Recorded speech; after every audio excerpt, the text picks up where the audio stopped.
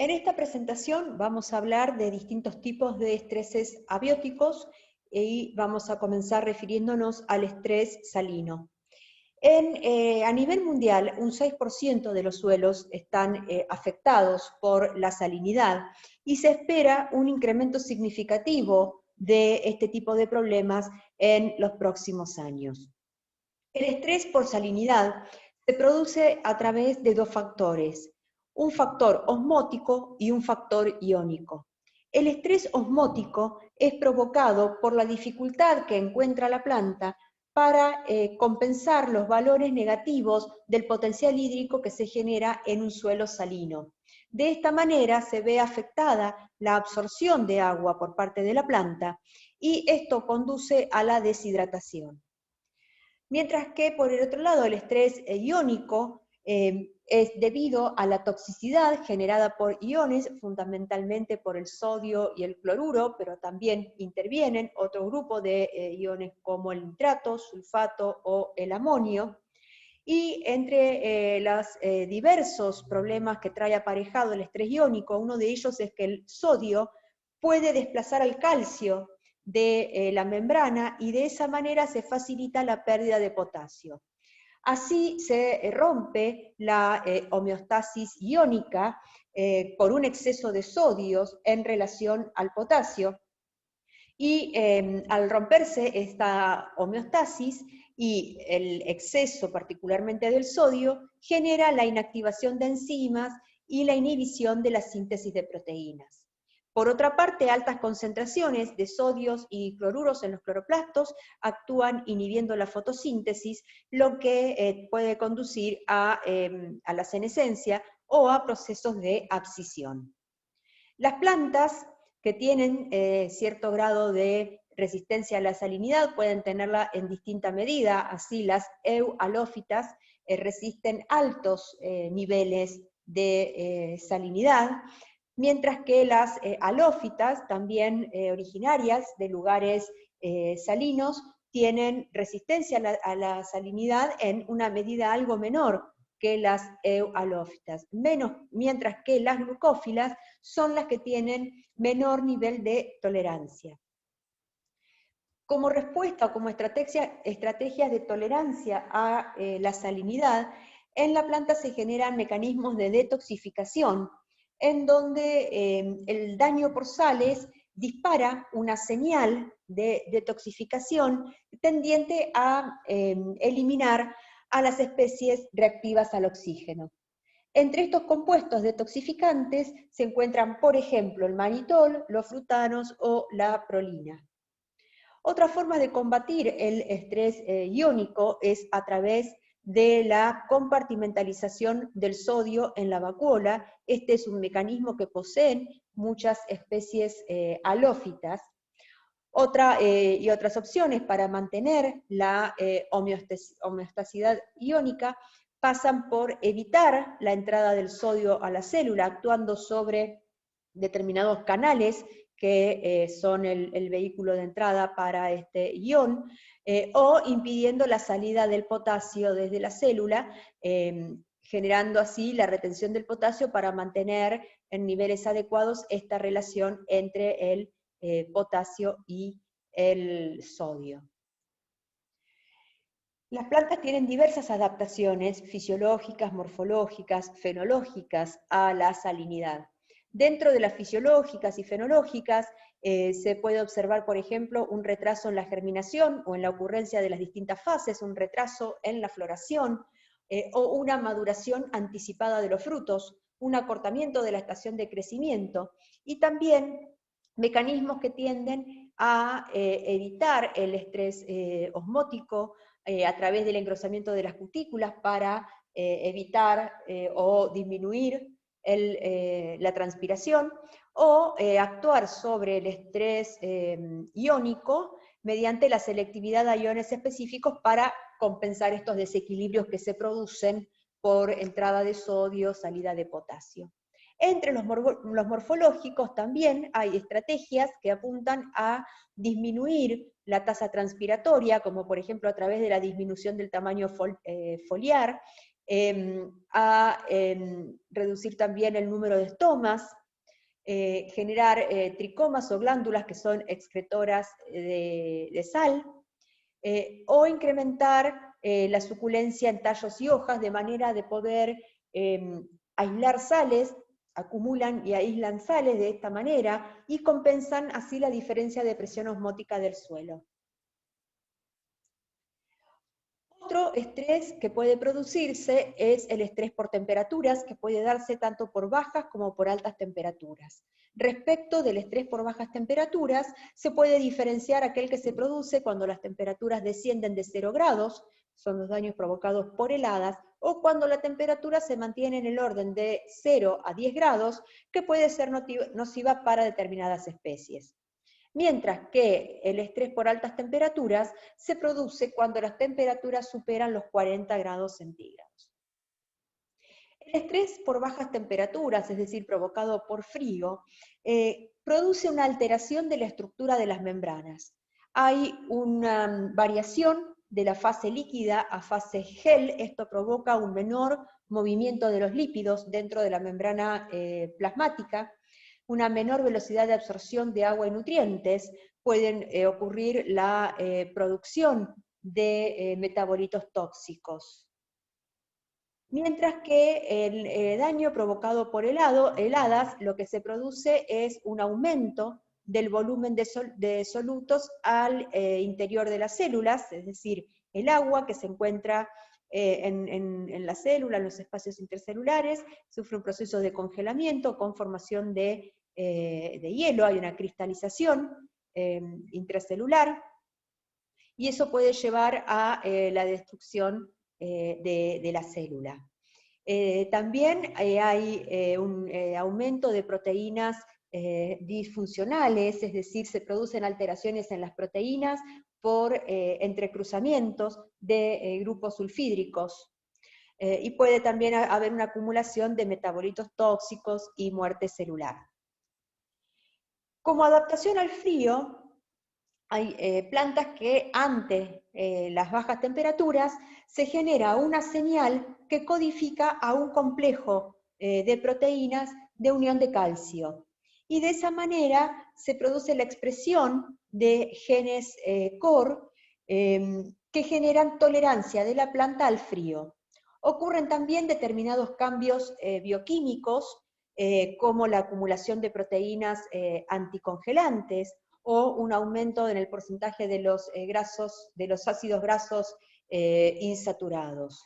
Y estos genes core tienden a actuar en la estabilización de las membranas frente al daño producido por frío o por congelación. Respecto al estrés provocado por calor o por altas temperaturas, los daños pueden ser directos o indirectos. Entre los daños directos se presenta la licuefacción de los lípidos, es decir, hay una desnaturalización de lípidos que cambian su estado físico de sólido a líquido. Y también puede haber desnaturalización de las proteínas. Entre los datos indirectos está el denominado de inanición, que ocurre por la falta de sustrato para la respiración, la generación de sustancias tóxicas como el etanol, el acetaldehído, el aumento de radicales libres y el descenso de la síntesis interna de biotina, que se traduce en problemas de inanición. Y problemas producidos por daños en los ácidos nucleicos o en las proteínas. Frente a la situación de estrés térmico por altas temperaturas, las plantas tienden a sufrir una reducción del tamaño celular, cierre de los estomas, un aumento de la densidad de estomas, también un aumento en el porcentaje de grasos saturados, de manera de resistir mejor la licuefacción que se produce en este pasaje de sólidos a líquidos, la generación de ácidos orgánicos para defender a las plantas de los efectos tóxicos que generan determinados compuestos, y también se produce la síntesis de proteínas de choque térmico. Estas proteínas de choque térmico se inducen bajo estas condiciones de estrés por altas temperaturas, especialmente por calor. Y también la generación de enzimas que tienen un efecto de detoxificación. El estrés puede producirse también por efecto de la elevada radiación o de baja radiación.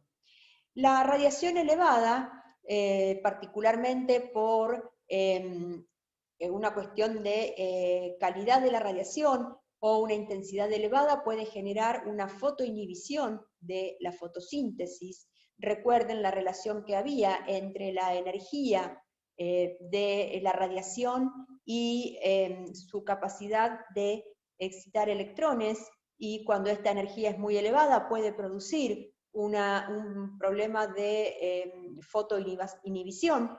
También frente a temperaturas elevadas y estrés hídrico hay mayor fotorrespiración, se generan problemas de desnaturalización. Puede haber problemas de coloración en los frutos por la degradación del licopeno. En el caso de algunas hortalizas que forman una pella, puede haber amarillamiento, apertura floral, problemas de quemado o rajado de los frutos, y la exposición a radiación ultravioleta puede generar mutaciones genéticas. En contraposición, en situaciones de baja radiación, la planta lo que tiende a hacer es a generar hojas más anchas y finas, de manera de ampliar la superficie de exposición a la luz.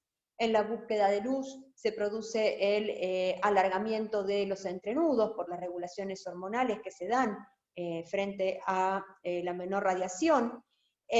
Al haber un alargamiento de entrenudos, los tallos son más delgados, son las plantas que denominamos como etioladas.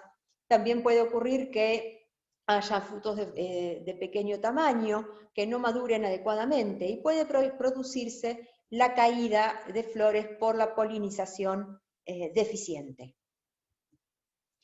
Entre los mecanismos que las plantas despliegan frente al estrés lumínico, hay mecanismos externos que en el caso de elevada radiación tienden a reducir la absorción lumínica de la hoja, como es la reducción del área foliar, la orientación vertical de las hojas para dejar menor superficie expuesta, el aumento de la reflectancia para en lugar de absorber la radiación que sea reflejada, y esto puede estar acompañado de movimientos de la hoja para no recibir el impacto pleno de la radiación.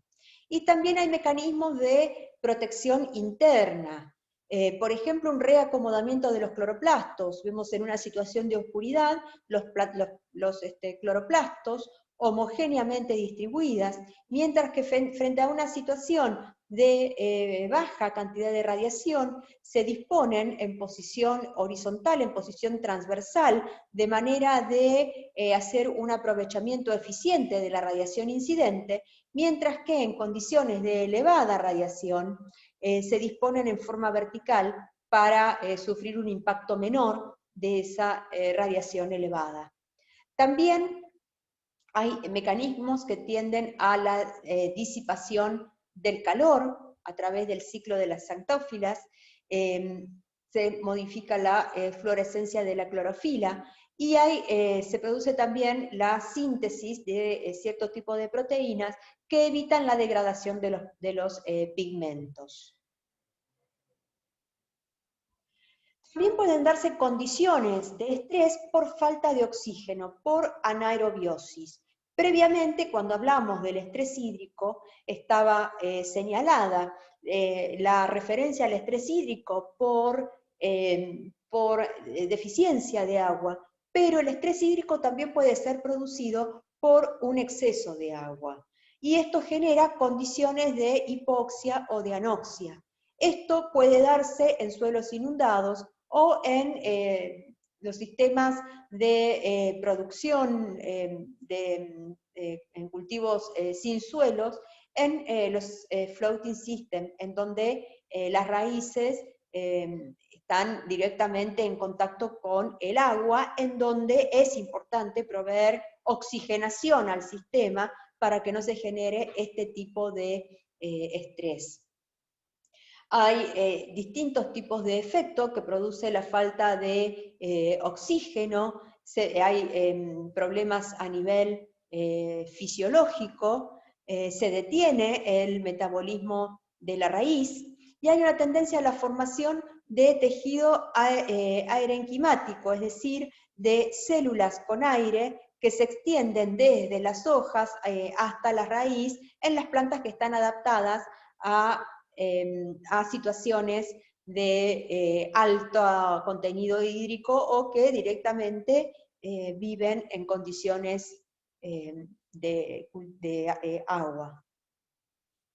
El estrés puede ser producido también por metales pesados. Estos son provenientes de situaciones de contaminación ambiental, y hay diversos mecanismos por los cuales las plantas pretenden prevenir esta situación. Uno de ellos es limitar la entrada a la planta mediante la formación de complejos con ácidos orgánicos que son liberados al suelo por las raíces.